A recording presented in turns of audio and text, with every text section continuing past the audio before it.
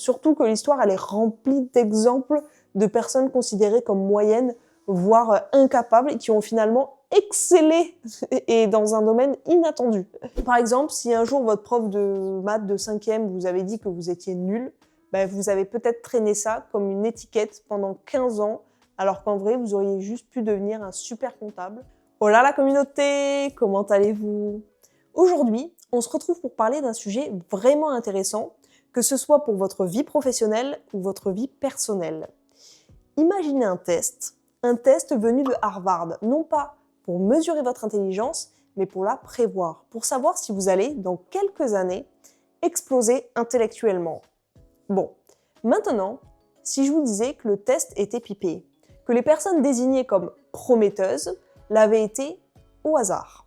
Pourtant, ces mêmes personnes voient réellement leur QI s'envoler quelques mois après. Selon vous, c'est dû à quoi? Pour vous l'expliquer, on va parler de l'expérience Rosenthal-Jacobson, une expérience qui nous oblige à nous poser une question qui pourrait tout changer. Est-ce que nos croyances sur les autres peuvent réellement les transformer et influencer leur comportement? Bon, on dirait presque de la magie noire, dit comme ça, c'est vrai, mais vous allez le voir, c'est bien plus intéressant. Pour comprendre tout ça, il faut rencontrer Robert Rosenthal, psychologue social, et Lenore Jacobson, directrice d'une école primaire de San Francisco. Déjà, point important, il faut savoir que l'école, rebaptisée Oak School dans la publication, se trouve dans un quartier modeste. Beaucoup d'élèves viennent de milieux défavorisés, l'échec scolaire y est malheureusement assez fréquent. Autant dire que les attentes des enseignants y sont sous en basse quant à l'avenir des élèves. Choisir Oak School n'est pas anodin.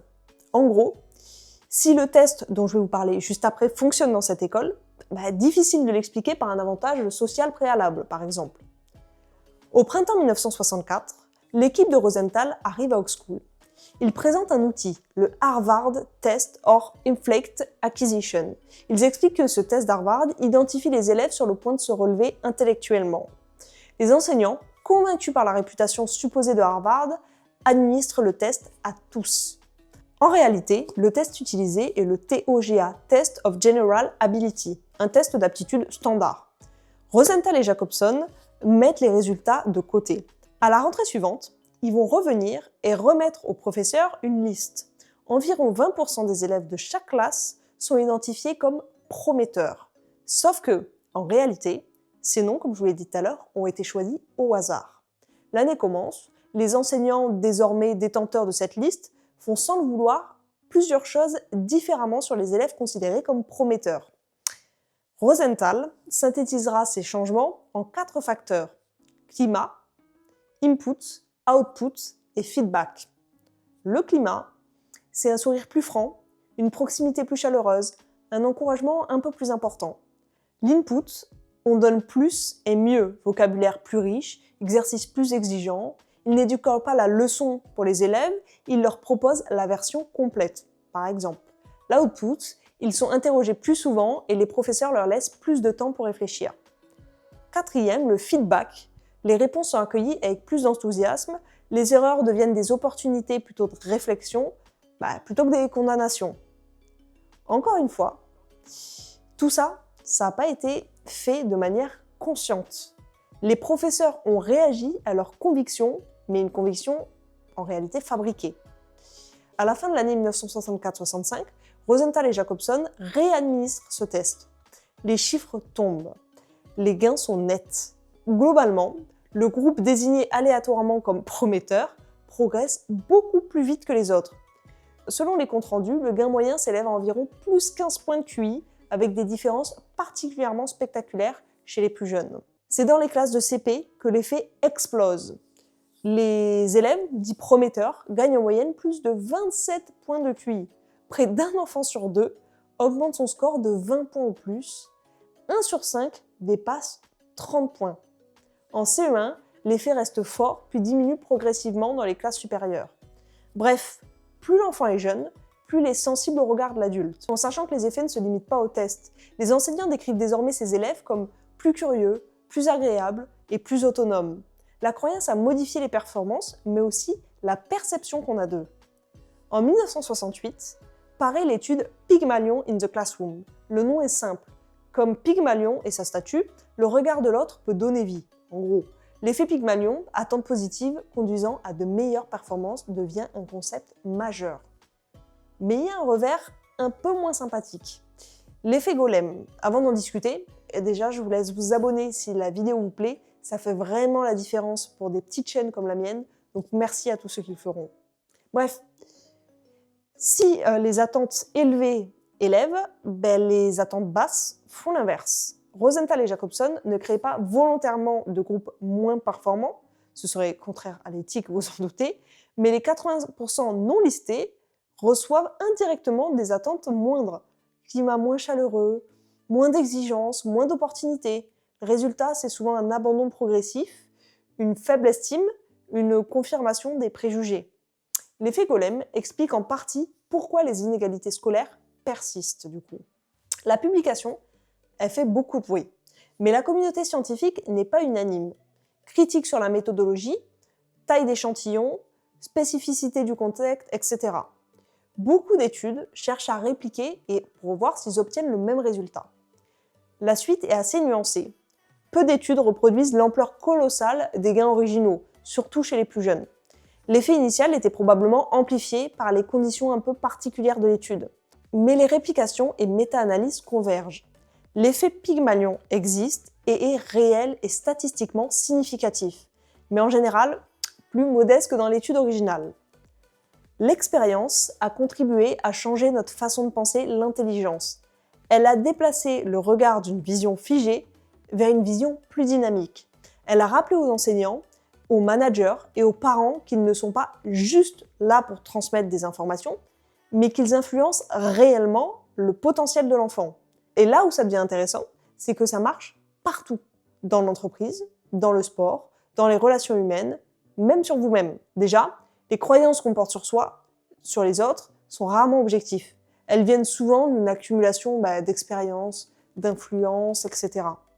Par exemple, si un jour votre prof de maths de 5e vous avait dit que vous étiez nul, vous avez peut-être traîné ça comme une étiquette pendant 15 ans, alors qu'en vrai, vous auriez juste pu devenir un super comptable ou un expert en sudoku. Qui sait? Qui sait? Autre exemple, très concret par exemple dans l'entrepreneuriat, si vous traînez avec des gens qui vous répètent que l'entrepreneuriat c'est trop dur, que personne ne réussit et que ça va forcément foirer, à force vous allez commencer à y croire et peut-être même abandonner vos projets. À l'inverse, si vous êtes entouré de personnes qui vous disent « tu vas y arriver, tu as le potentiel, tu as la force, tu as tout ce qu'il faut », ça peut changer radicalement votre confiance, votre posture, mais aussi vos actions du coup. Entourez-vous de personnes qui croient en vous, ou alors commencez vous-même par croire en vous, les deux sont cool, ça coûte rien, et en vrai ça peut rapporter gros. Mais aussi, si vous managez, élevez ou formez ou enseignez, rappelez-vous de cette étude. Vos mots, vos gestes, vos silences même influencent. Mais déjà, que retenir de ces enfants choisis au hasard pour devenir des génies? Pour moi, l'expérience, elle ne dit pas que les différences de capacité n'existent pas, elles existent clairement, elle dit quelque chose de plus important.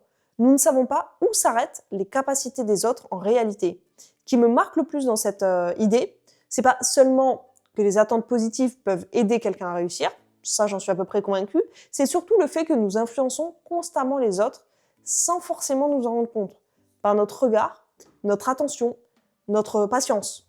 Autrement dit, on pense souvent que le potentiel d'une personne est quelque chose de fixe, mais en réalité, il est aussi et surtout façonné par l'environnement social dans lequel elle évolue. Et nos croyances sur les autres font partie de cet environnement.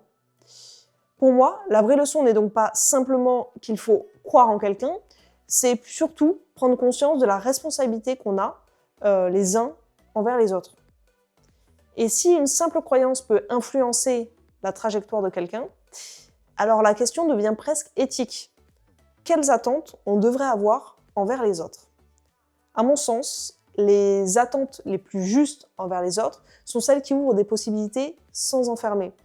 Autrement dit, croire que quelqu'un est capable d'évoluer, d'apprendre, de surprendre, mais sans projeter une vision rigide de ce qu'elle doit devenir. Le problème des attentes, c'est pas seulement quand elles sont négatives, c'est surtout quand elles deviennent des étiquettes, concrètement. Dire implicitement à quelqu'un « tu n'es pas fait pour ça », par exemple, en réalité, c'est quelque chose de très humain d'ailleurs de catégoriser les gens. Notre cerveau, il fonctionne en grande partie en catégorisant à peu près tout, les personnes, les situations, etc. pour simplifier. Les psychologues d'ailleurs, ils expliquent que ces raccourcis mentaux nous permettent de comprendre le monde beaucoup plus facilement, beaucoup plus rapidement, et de redire la complexité des informations qu'on reçoit du coup. Donc quand on dit que quelqu'un est bon élève ou pas très littéraire, ou fait pour diriger ou pas, c'est souvent simplement une tentative de donner du sens à ce qu'on observe à un instant donné. Mais vous l'aurez compris, le problème, il est que coller des étiquettes à des gens, ou à soi-même d'ailleurs, c'est limitant. Donc attendre des autres qu'ils aient du potentiel, oui, mais sans prétendre savoir à l'avance quelle forme de potentiel ça doit prendre. Parce que la psychologie du développement, elle montre justement que les capacités humaines sont très malléables. Les travaux sur les croyances liées à l'intelligence, notamment par exemple ceux de Carol Dweck, montrent que considérer les capacités comme évolutives, ça favorise la persévérance et l'apprentissage. Et finalement, c'est peut-être ça la réponse à la question.